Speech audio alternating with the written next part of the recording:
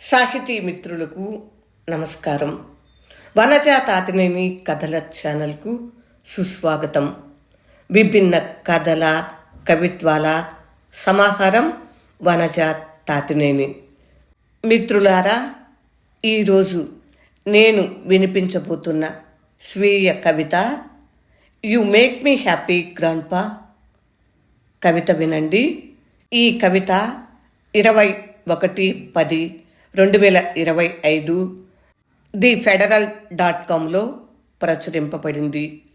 ఇప్పుడు కవిత వినండి. You make me happy grandpa. నిజం చెప్పు అబ్బాయి, నా చిటికెన వేలు పట్టుకుని నాతో నడుస్తూ అమాయకంగా ముచ్చట్లు చెబుతున్న పసివాడికి నీతి బోధల కథలు చెప్పాలా వద్దా? కాస్త అటు ఇటుగా మనం చూసే ప్రపంచాన్నే వాడు చూస్తున్నాడు. మనం పీల్చే గాలి వాడు పీలుస్తున్నాడు. బహుశా వాళ్ళమ్మ వాడికి మంచి ఆహారాన్ని వద్దన్న మాయ చేస్తూ కథలు చెప్తూ తెరపై కార్టూన్ కథలు చూపిస్తూ తినిపిస్తూ ఉంటుంది. వాడు పసివాడుగా ఉన్నప్పుడే ఎక్కువగా నచ్చేశాడు నాకు. మన మాయలో పడ్డట్టు నటిస్తూనే మనను మాయలో పడేసేవాడు. ఇంకా వాడికి తెలియంది ఏమీ లేదు. కళ్ళు పెద్దవి చేసి ఆశ్చర్యంగా చూస్తూ తెలుసుకోవాల్సింది తెలుసుకుంటూ అవసరమైనవి అనవసరమైనవన్నీ పోగు చేసుకుంటాడు. ఏది అట్టి పెట్టుకున్నాడో ఏది ఖాళీ చేస్తాడో ఎలా చెప్పగలం మనం? ఏదైనా 1-2 స్వీయానుభవాలు తర్వాత జాగురకతో ఉంటాడేమో.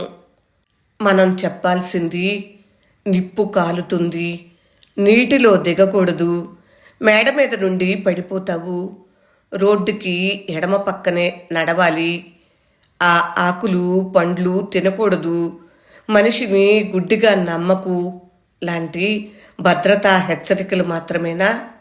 ఇంకేమీ వద్దా?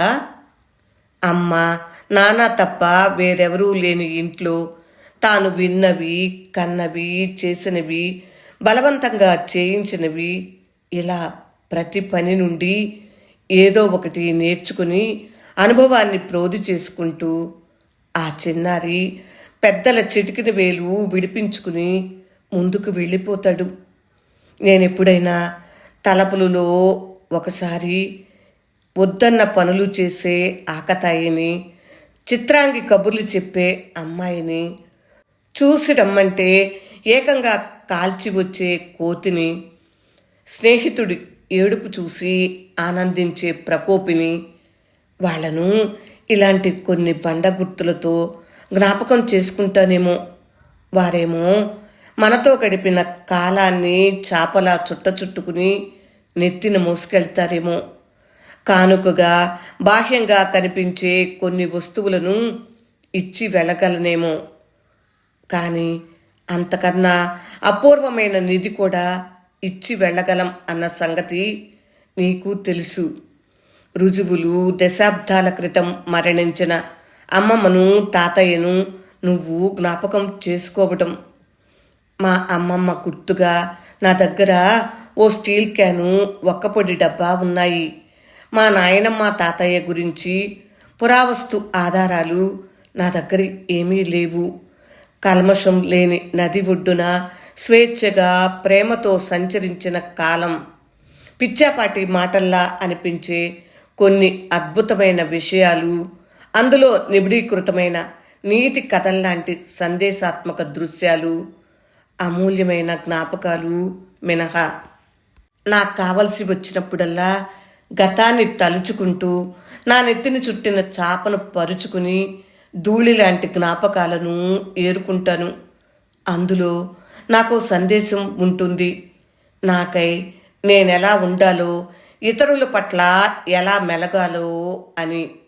ఇప్పుడు చెప్పు, మన పసివాడికి ఏమైనా చెప్పాలా వద్దా? అది వీడియో కాల్లోనే కదా. బతికి ఉన్న అమ్మా నాన్నలనే మర్చిపోతున్న తరానికి ప్రతినిధివి నువ్వు.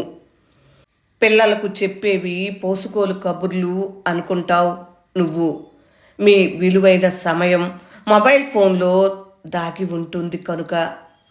కాలసృహ లేని ముసలి వాళ్ళ తాపత్రయం తమ ముద్రను పిల్లల మనసులో నాటిపోదాం అనే దుగ్ధ కొంత, ఏకాకి బతుకుకి కాస్త ప్రేమ రంగు అద్దుకోవాలనే అత్యాశ తప్ప ఇంకేముంటుంది చెప్పు.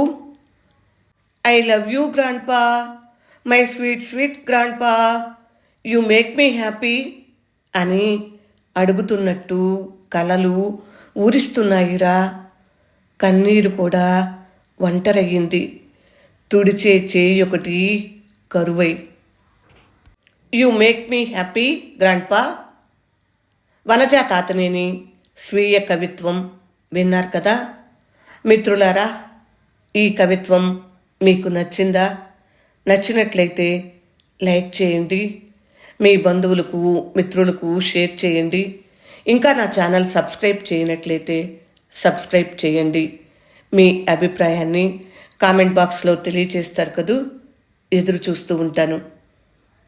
మంచి మంచి కథలు, కవిత్వము ఇలాగే వినిపిస్తూ ఉంటాను. పూర్తిగా విన్నందుకు హృదయపూర్వక ధన్యవాదములు.